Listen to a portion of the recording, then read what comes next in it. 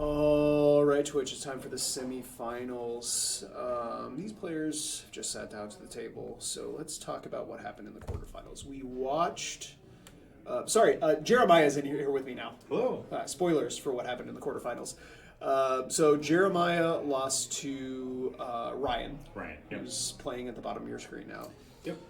And then Cody defeated Alex, and Luke defeated Joe, and then that's all, right? Yep, that's all 4 matches. Mitch beat Josh. Did you say that already? Yeah, well, we watched that game already, okay. so Mitch beat Josh. So the semis is Mitch versus Cody. They're playing off screen. That is Gruel Monsters versus Steel Stompy. And then here you have Luke on Seeker Walk playing against Ryan on Naya Monsters. So tell me about your game with Ryan. Pretty close match, all things considered. First game, I kind of ran away with it with the Grist, with the Soul Cauldron. Yeah, so all of your creatures were making... They were all making in 6, yeah. And then a Corvald came and started eating them up, because I could sack them at will with Boromir to draw cards. Okay, so you had Boromir under the Cauldron. Yeah. With Grist under the Cauldron, and you had a Corvold in play. Correct, yeah. So sack a token, make my guys indestructible, draw a card, put a counter on my Corvold. Yeah, and my guys tap for mana, because I also had a Dryad Arbor. Soul Cauldron, man. Yeah. So, first game I sort of ran away that way. Second game, I basically just got trucked by initiative. Not a whole lot to say about it, I don't think. Sure. Third game, I mulliganed all the way down and kept a one-lander because going to 3's a loss either way. So yeah, for sure. Didn't work out for me, but well, now you're in here with me. Yeah, yeah, and I'm not bitter at all. I won't say anything bad about Ryan because even though I lost to him, he's a great guy, pillar of the community. We do love Ryan. We do, yeah. So it looks like Ryan has mulligan, put a card at the bottom. Not sure about Luke. And if I have to root against somebody, I'm going to root against Luke. Yeah, Luke. I'm going to root for Ryan. Let's go, Ryan. I don't know. I think I'm kind of team Luke here. Luke's a local guy. Ryan might as well be. Yeah, that's true. He does play at all of our events. And Luke is always late, and he was early this morning. Every time I play Luke, he said he was going to be here at 9:59, and he was here at 9:57. Yeah. And every time I play Luke, we go to time.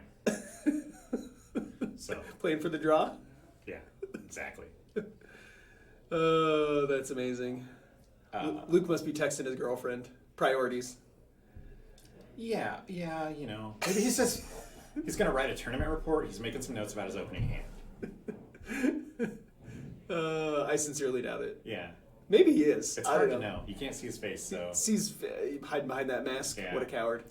He's taking an event seriously when he has the mask on. Yes. That's his business mode. Yeah. He's in ninja attire.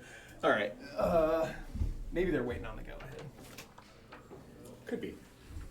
We're good. Yeah, we're good. Yep. Oh, they were waiting on us. Yeah, they were. And we were waiting on them. All right.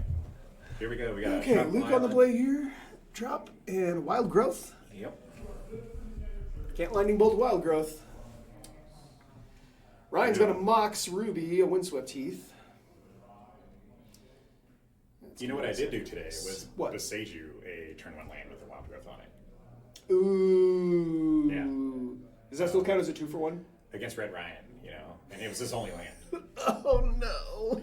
He started the war by killing my Dryad Arbor, so I had to retaliate. Oh, what a jerk. What did I do that was cool today? I had a Teferi Time Raveler in play on an uptick, and I flashed in a Treasure Cruise in response to my opponent's Mind Twist.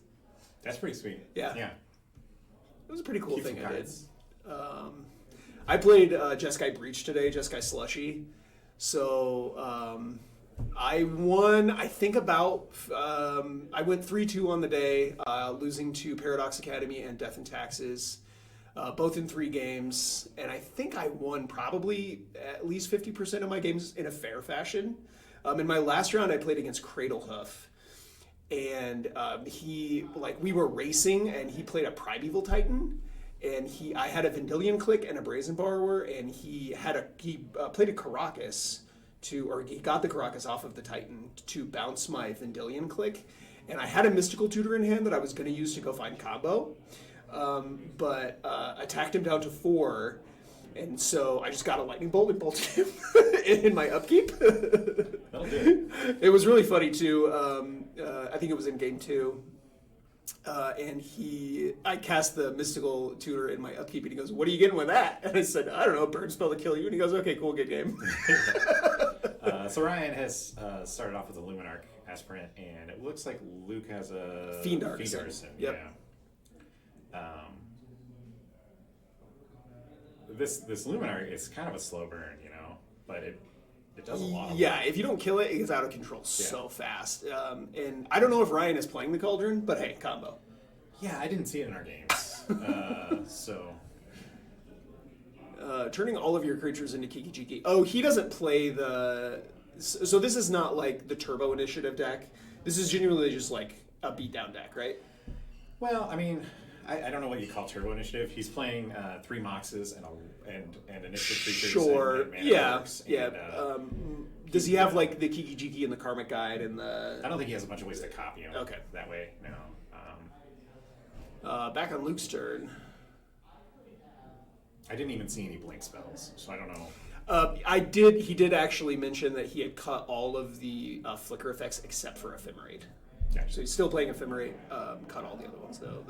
And I don't know really how many he was playing. He was playing Restoration Angel, and I think also the enchantment that you can channel. Touch the Spirit Realm, yeah. That one seems really good to me. It's modal, yeah. Proactive and reactive. Green Sun's in for 3 here from Luke.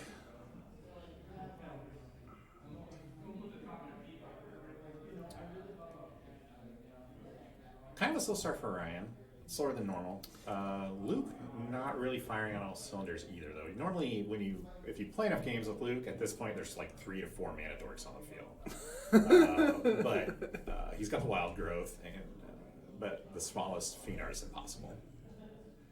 Oh, that's right. It gets power and toughness equal to the number of creatures in your graveyard. But it's a 1/1. It gets plus X plus okay. X, where X is number of Gotcha. creatures in your graveyard. Yeah. So it's a 1/1.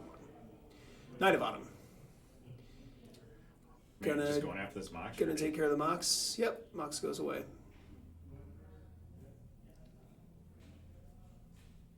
It's an aggressive way to go after the mana base there, but I'm guessing he has a plan with this Fiend Artisan sacking this Knight of Autumn. Yeah. Just try to get some tempo out of it and put something in play that the Fiend Artisan can do. I mean, the Fiend Artisan will just it'll just be 2 green, turn it into a Spellseeker now, right? Could be a Spellseeker. Kind of depends on what Luke has in his hand and what he's reading from Ryan. With Ryan tapping, there's a Thalia. This is the smaller Thalia. That's Guardian of Raven. Yeah. Yeah, I don't mind her. I hate the other one. The big Thalia is one of my least favorite cards in the format. Yeah, it's one of my least favorite cards of all time.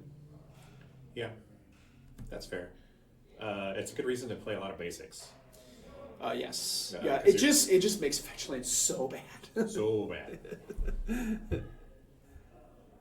This is the what do you call it? Dracula treatment of Thalia. Isn't that what that is? I think it's a Mina. Okay, so last night we gave away collector packs of Crimson Vow, and Kraft opened a Sorin, but it's Dracula. Yeah, the Count Dracula. Oh man, it was so cute. I bought it from him. I don't know what I'm gonna. Kraft must have made some money last night. I don't know what I'm gonna do with it. Yeah, he was buying holiday LOTR boxes and selling the Legolas's quick reflexes, and then going and buying another box. Yeah. That's insane. So we're Fiend Artisaning. Yep. Yeah. So I believe he dumped 2 mana into it. So I need to pull up the text of Fiend Artisan because it's not exactly Birthing Pod. No, it's equal to the amount of mana you put into it, I believe. I think he put 3 mana into it. Because he did get a apparition. He got an apparition. Yeah. So that's going to take care of the Thalia. Yeah. The thing that I really like about the apparition is that like the card is gone no matter what. Yeah, Yes. they get an XX, but the card's just gone. Yeah. it's pretty flexible. It can hit any permanent under 4 mana, which is pretty much everything in this format that hasn't been reanimated. Yeah, it gets planeswalkers and enchantments and all of that. So it's green-black hybrid X. Sacrifice another creature. Search your library for a creature card with converted mana cost X or less and put it onto the battlefield. Then shuffle your library. Okay, excuse me. So it doesn't care about the CMC of the creature you sacrificed. No. Okay. So it's like a Green Sun Zenith on a stick. Yeah. That does require you to have another creature on the board already, but it makes itself bigger when it activates too. Sure.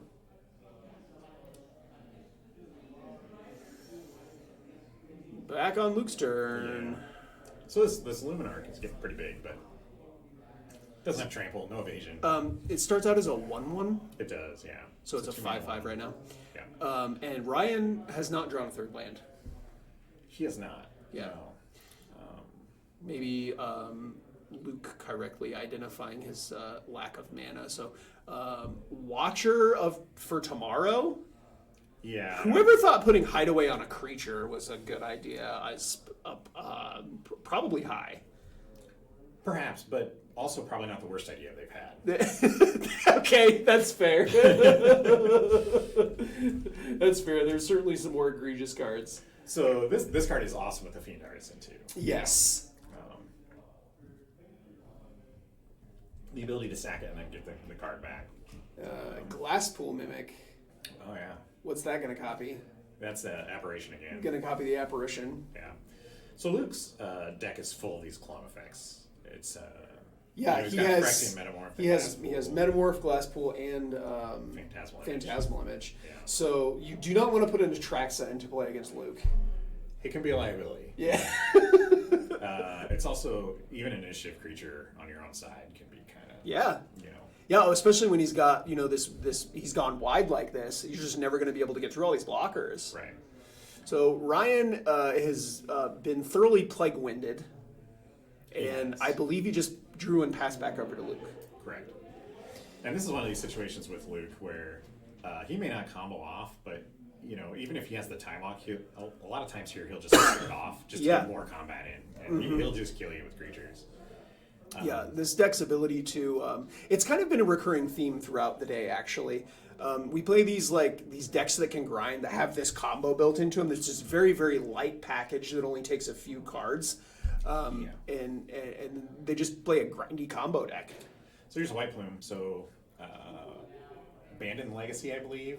White Plume Adventurer hitting the field. White Plume Adventurer is banned in Legacy and should probably be a point in Canadian Highlander. Yeah. We haven't gotten to that yet. So, interestingly, someone pointed out that it's very on par with Oko, as far as being able to play it early and basically making the game unlosable for you. Oh, sure. And if Oko's not a point, why should White Plume Adventurer be a point? Point of both. Okay, fair enough. Yeah.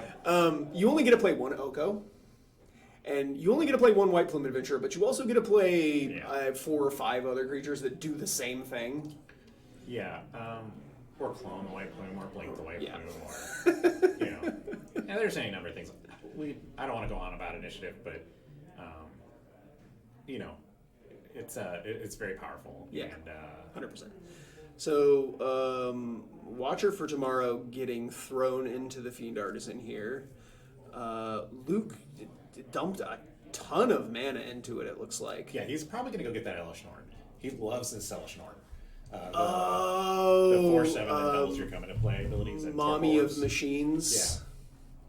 Yeah. Panharp. Oh no, Soul Herder. It is a Soul Herder. Yeah, and this is why White Plume should be points and Oko shouldn't. Okay, can't blink an Oko. Blinking an Oko be bad. Yeah. White Plume Soul Herder gonna come down here. This will flicker something in the instep. Is Luke's playing the Cauldron, right? I don't know. Soul Herder. I've never seen him play it. Soul Herder makes the Cauldron cool. Yeah, I don't think he does, honestly. At least not in this deck, but plus one counters on your guys. If you know Luke, you know that this is like his bread and butter. It right? is. Yeah. Like even in other formats, he plays a deck that puts a ton of small creatures into play in a wall. Yeah. And then does something with them. Yeah. Yeah. Classic Luke. Yeah. So, But yeah, I was kind of expecting him to go for that Elish Norn. He's in love with that thing. So it looks like Soul Herder blinked the Glass Pool Mimic, which copied the White Plume Adventurer. Ryan finally finding the third land here. Looks like a Brutal Cathar is going to come down and take care of the Soul Herder. Yep. And introducing Luke's Blake's favorite mechanic into the game, the day-night. Yes.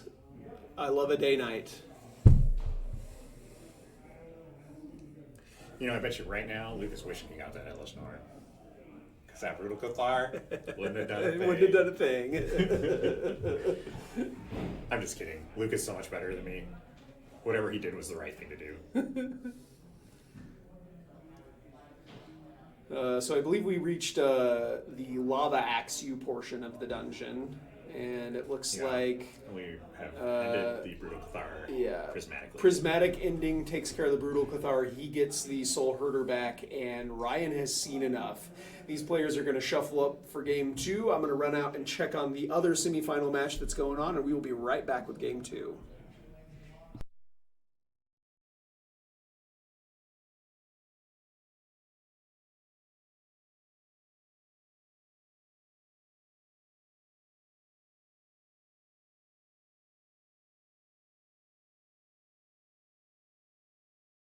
Okay, looks like these players have already started. The other semifinal match, Mitch wins over Cody. So Mitch will be playing in the finals with the winner of this game. Looks like both players just starting on tapped lands here. Yeah, I didn't see any mulligans. I think both players kept 7. So oh, good. You love to see it. We'll see some decent gameplay? Yeah.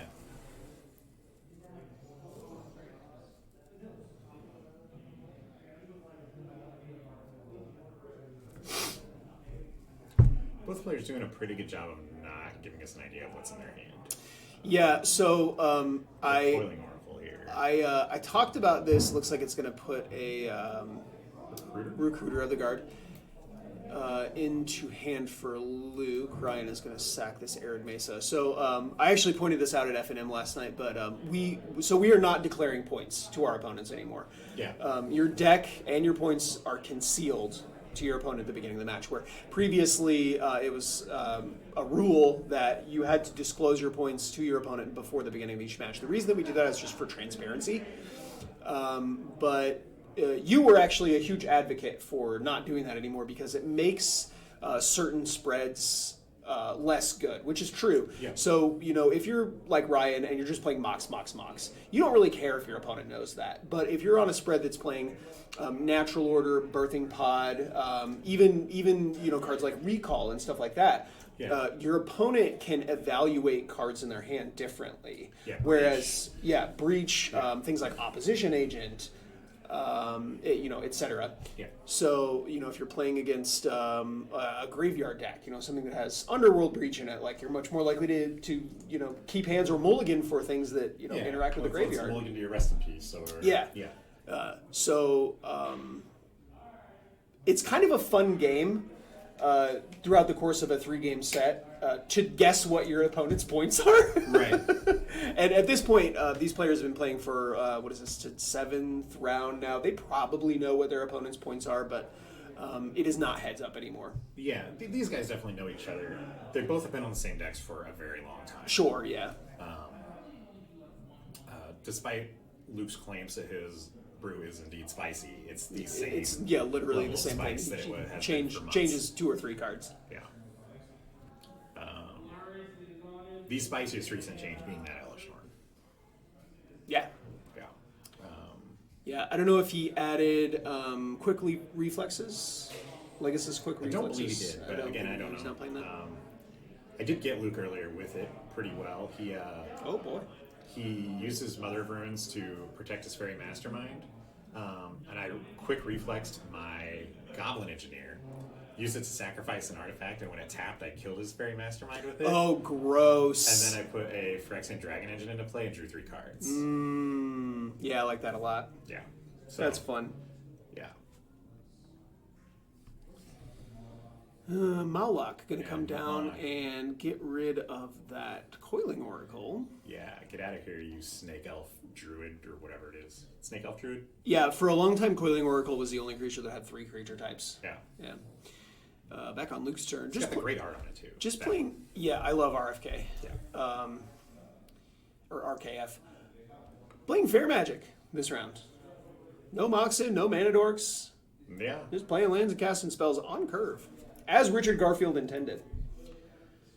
Yeah, I don't know. I don't know what he intended, you know? He did have Mox in Alpha, so I don't think this is what he intended. Yeah. He intended to make a little bit of money to fund his other games. Yes. Which I think he did accomplish. Yes. Noble Hierarch for Luke.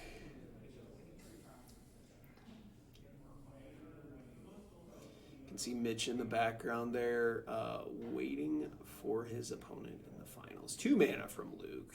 Prismatic Ending. Going to take care of this Mallock. Mallock is one of the more prolific, like, Universe Beyond cards that's getting played in the format. You know? Yeah. That Chaos Defiler. I guess suppose a few cards from LOTR. Boromir, the One Ring, obviously. Orcish Bowmasters have made pretty huge impacts. Yep. Mitch has the Cyberman Patrol in his deck. Oh yeah, so that's the only one of the Doctor Who cards I've seen so far. You were playing that zombie. I was. It gets foretold every time. Yeah, it dies. I actually just cut it last night because I saw so many Planeswalkers. What is that card? It's the Monarch. Yeah. Oh no! Ryan plays a Palace Jailer, becomes the Monarch, and Luke just copies it with Phantasmal Image. Not good for Ryan here. Yeah, so, steal your Library of Alexandria. Pass the turn. As one does. Yeah.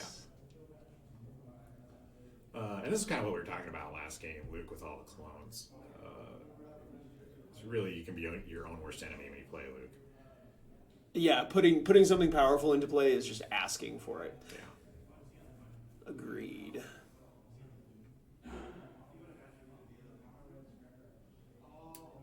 So Ryan tapped a fair bit of mana here. He's okay. Glorybringer. Glorybringer, yeah. So, and that's a swift reconfiguration.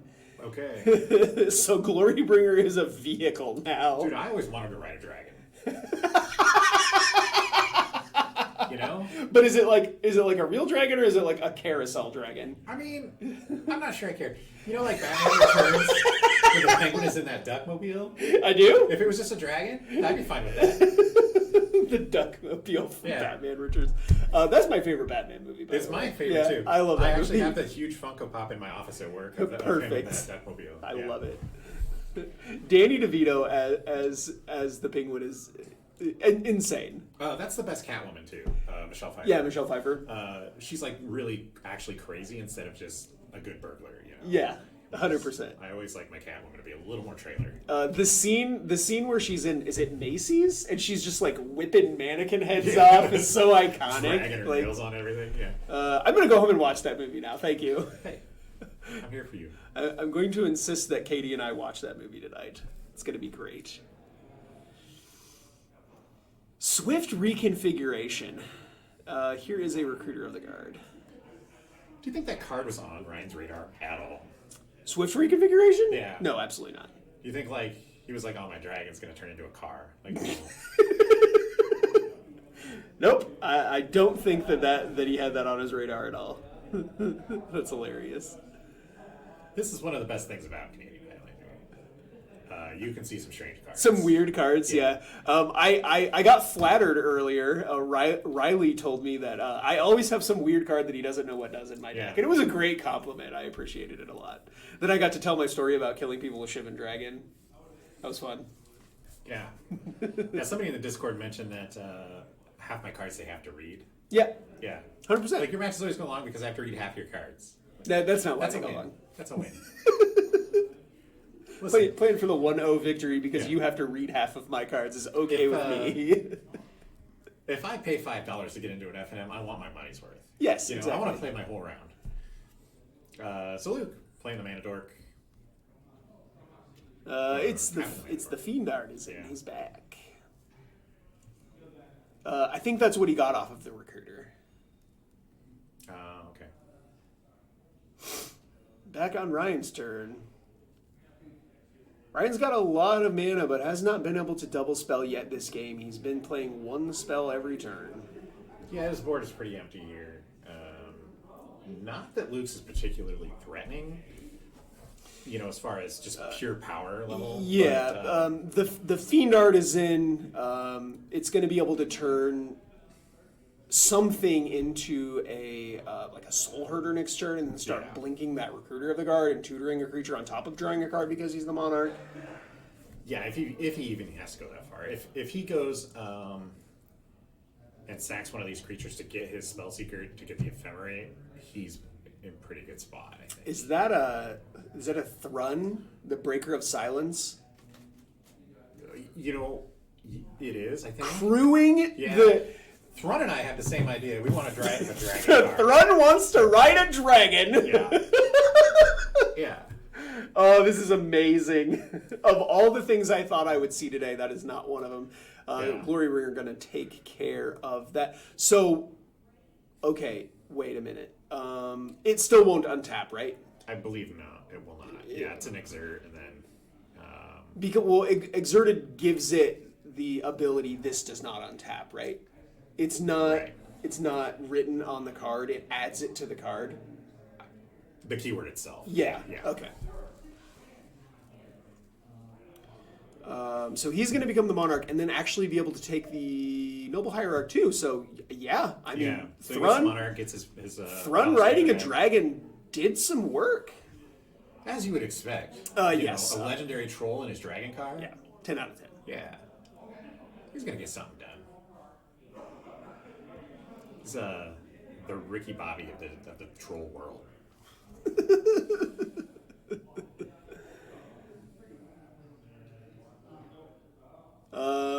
Luke gonna attack with Palace Jailer. Try to take back the Monarch. Ryan says, no thanks, I will trade. Here's a Spellseeker. Yeah. So the namesake card of the deck, Spellseeker 3 points. Might not seem like much, because when it comes into play, you just get to search for an instant or sorcery with mana value 2 or less. But when you consider the other pointed card in his deck is Time Walk, and the fact that Spellseeker can go find Ephemerate and Neoform, what you have is a recipe for infinite turns. Yeah. And I think he'll get the Time Walk first because of his mana situation. Yep. He does, yeah. Still has several cards in his hand. It's possible he has a way to blink in hand. He does play several. Yeah, he's just out of mana. So unless he also has a land, he's just going to go do it next turn. But At least we got to see Thrun ride a dragon. yeah, I mean, what else? What else do you want? I want nothing more with my life right now than Right. to watch Thrun ride a dragon.